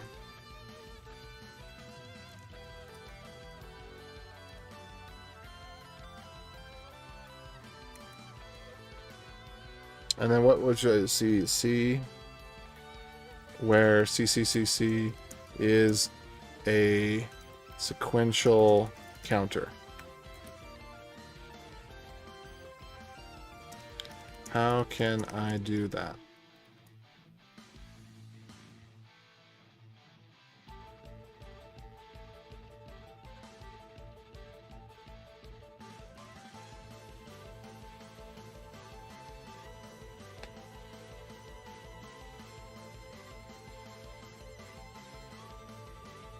Okay.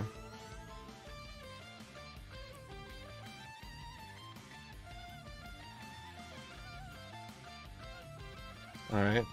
Can that function be represented as a SQL function rather than PGSQL?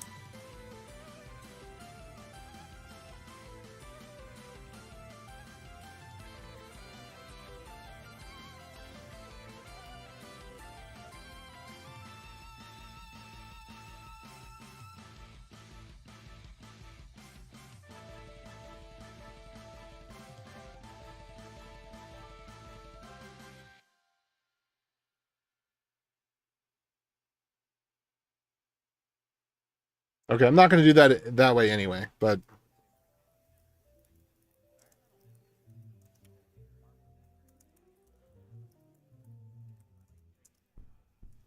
what was it? 17 plus 5? No, 7 plus 15 was 21.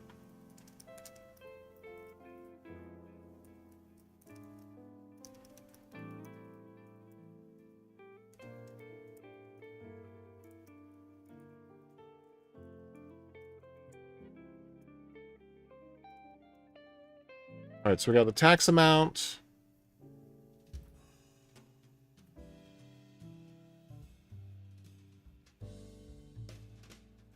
Oh wait, did I already fill out the rest of the L3 stuff?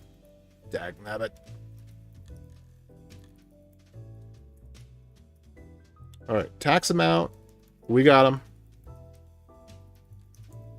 Tax exempt, we got them.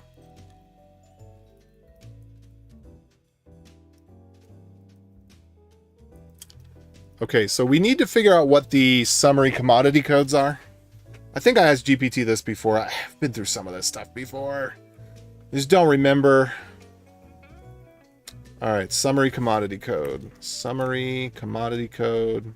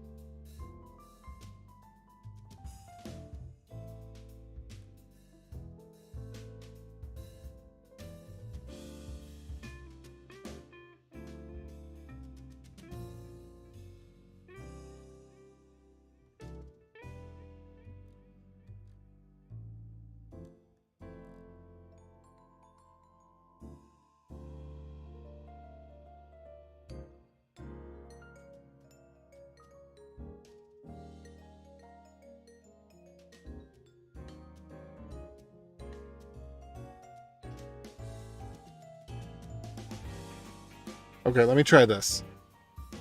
Let me try fluid pay summary commodity code.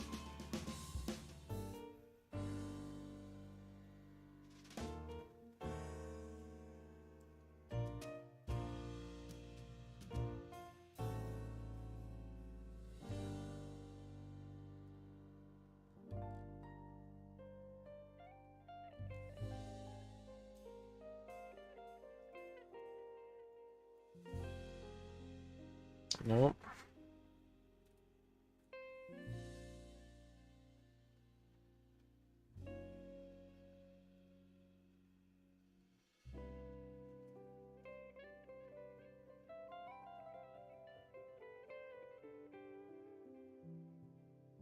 So I might have to contact and find out.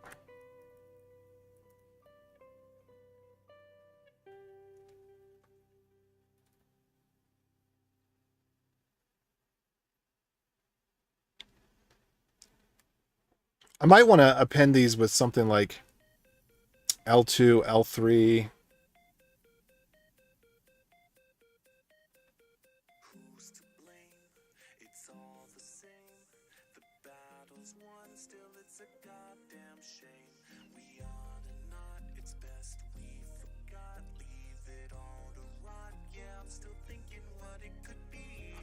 I think you have lower rates on L3. I think they cost less.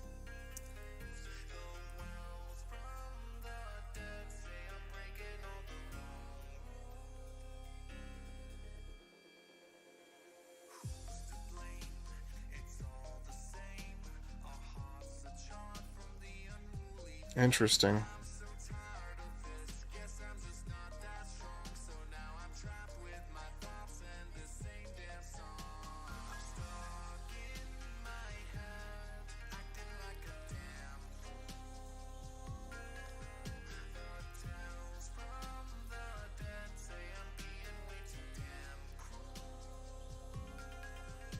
Okay, where can I find the list of 4-digit alphanumeric summary codes for credit card processing?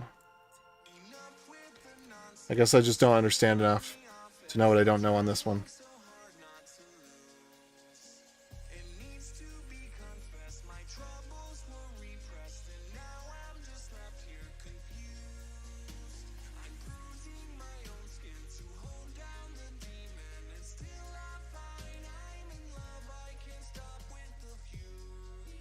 These are 5 digits. Do they all start with 0?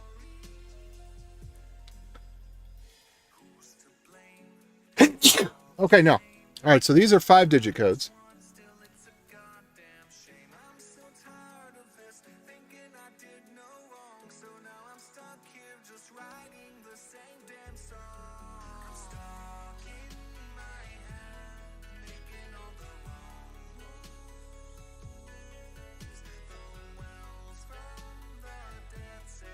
Yeah, okay. You get a 1%.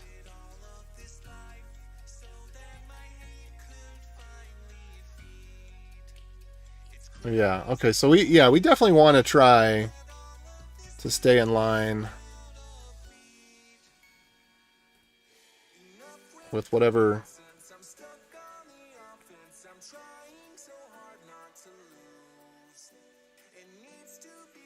Okay.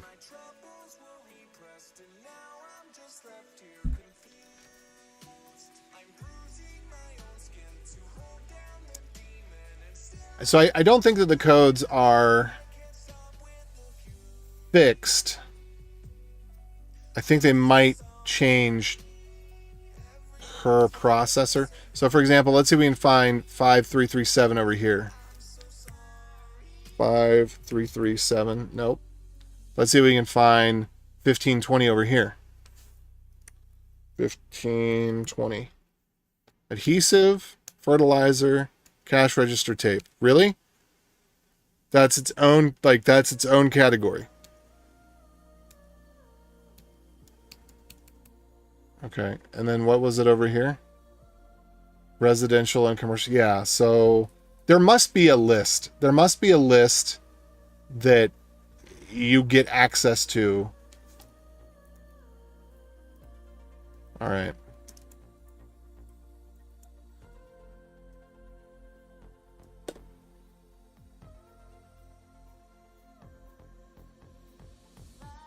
That's what I'm thinking. Okay. All right. All right.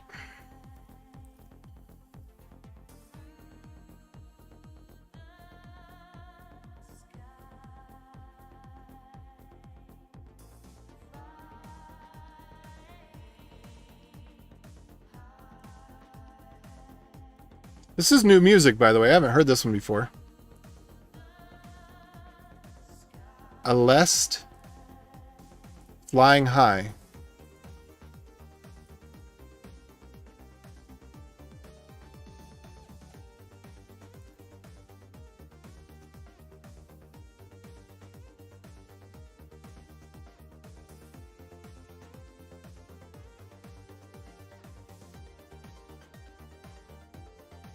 All right. Yeah. I'll contact my merchant about those codes because I would like to have those lower rates. It's weird that they're gated that way.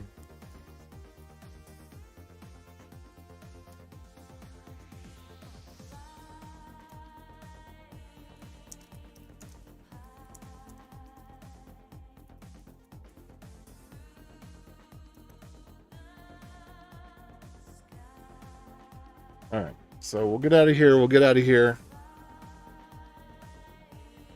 We'll get out of here.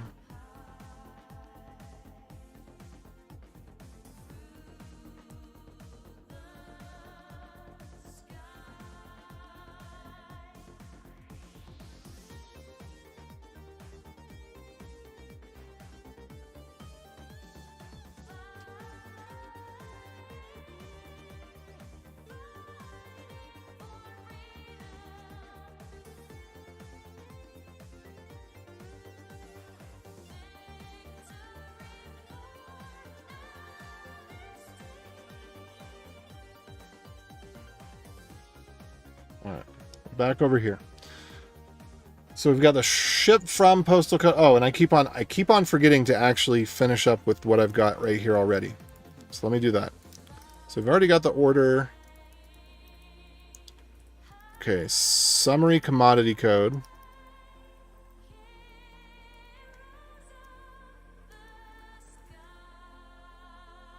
Which, what did Jippity tell me was another name for that? Just now?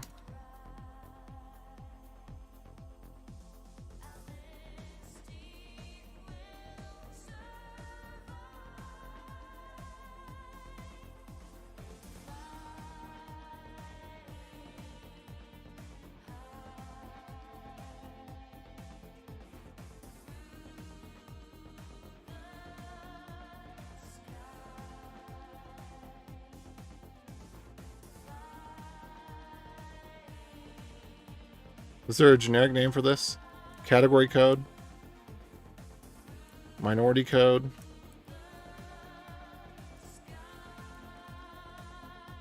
Commodity code, okay. I'm just going to call it commodity code.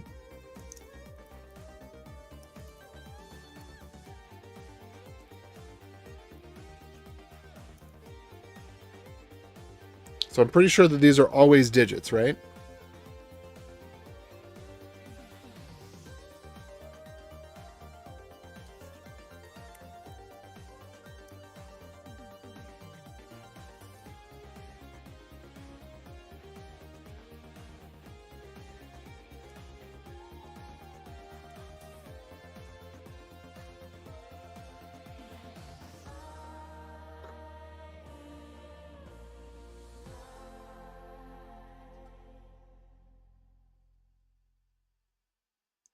Okay, cool. So the commodity code is going to be something like varchar 10.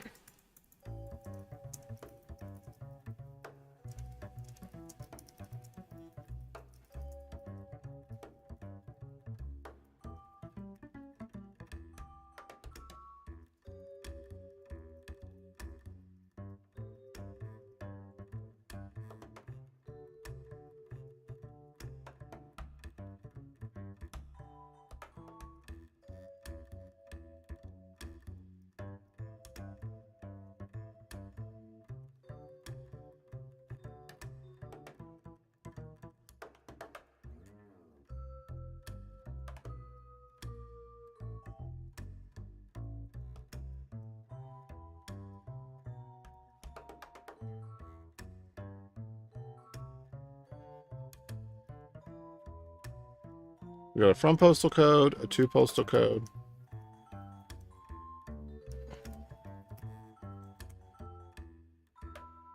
Uh-oh, what did I break? How did I break it? What did I do?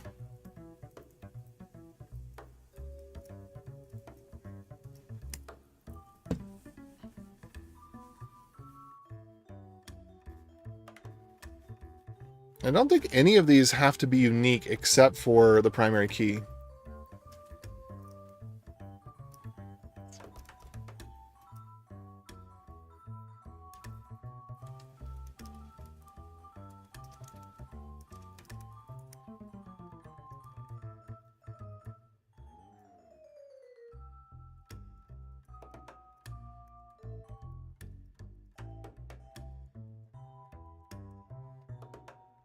I have to rethink this. I don't know if I want to put all this information in with the order. So I think the to postal code, I think I might link an address. I'm not sure. And then just put the email and the phone and the zip code.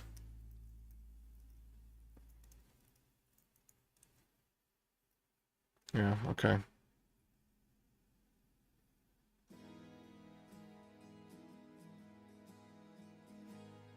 So I think that was all the stuff for L3.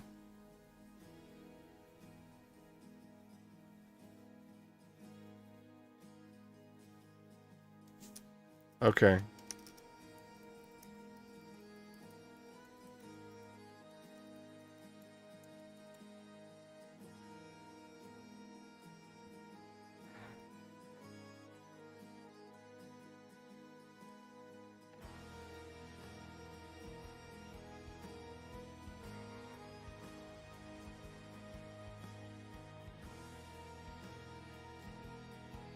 Ooh, line items. Okay.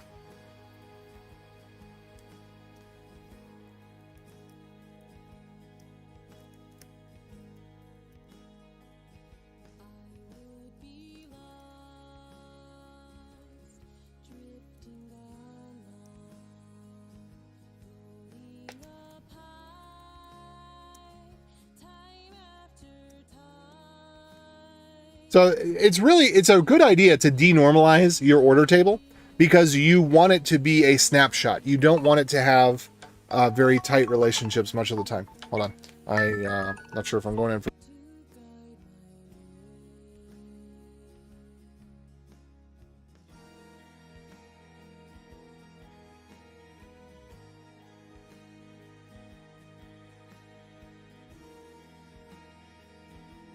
All right, I'm going to go in for dinner in just a minute, but I'm going to be back. So don't go anywhere. Job or personal project. This is what I'm going to be using to monetize Telebit. So personal project, but kind of partnership kind of thing. Working with some other people. Jojo's going to be doing the front end. So, okay, so we got line items. L3. I should note each of these that's L3. Just put the designator L3 by it, just so we're all clear.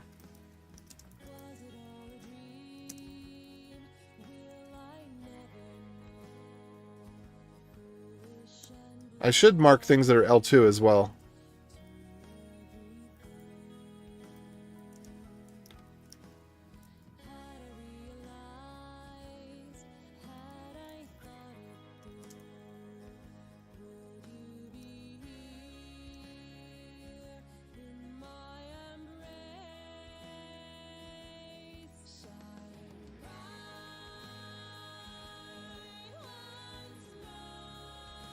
See.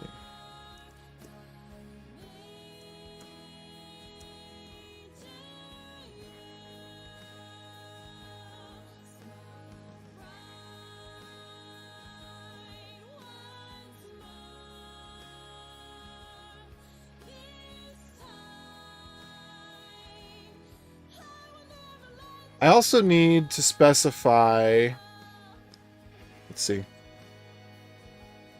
Anyway, I'm gonna do the guest checkout tonight. I'm gonna get her done. Do we gotta do this one? Line items? Yes. Line items. Name, description, product code, commodity code. Commodity code can be up to 12 alphanumeric. What?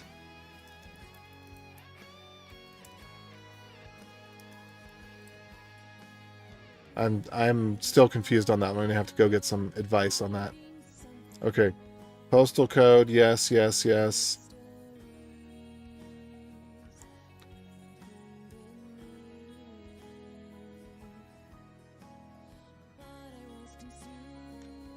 Okay. Ship from postal code. Tax exempt. It's funny, the amount is not required for L3. Or it's probably some of the stuff is required, it's just not showing that it's required specifically.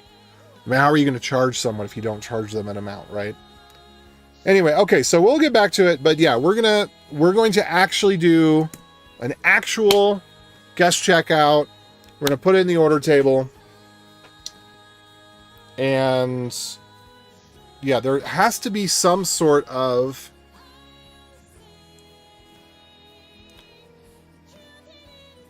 what do they call it? Customer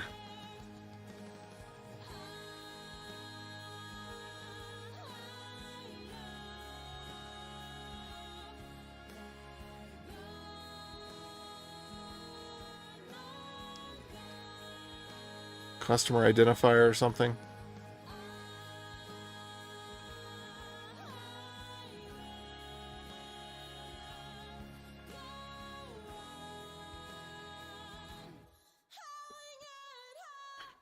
I maybe would consider JSON for the line items field. Because I don't... Line items is not something that... We're not going to be searching line items, I don't believe. Well, no, you could. The way that we're doing it right now, I'm not worried about that. I can split that out later.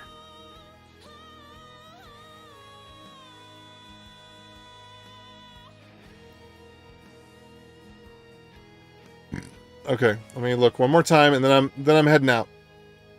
But I'll be back as soon as I can, I think. Okay.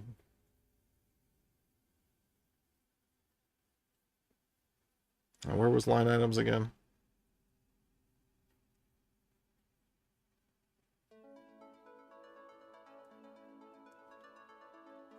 Interesting.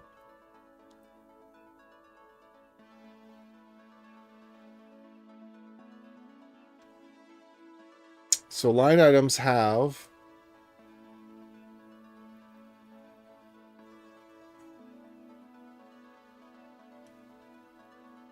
Okay, so all of this is required. Okay, so we will have to have a line items table.